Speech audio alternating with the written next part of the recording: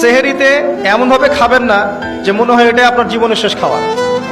এভাবে খাবেন না, সেহেরিতে কম খান। যত বেশি খাবেন তত বেশি আপনি অলস হয়ে যাবেন।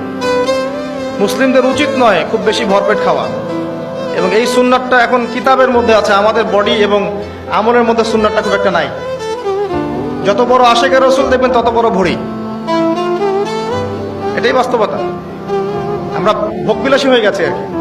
এটা আখিরুজ জামানের সাইন। নবী সাল্লাল্লাহু আলাইহি ওয়াসাল্লাম বলেছে শেষ জামানে এক শ্রেণী মানুষ আসবে যাদের উঁচু ভুঁড়ি থাকবে, ঠেস দিয়ে বসে থাকবে এবং আরাম প্রিয় হবে।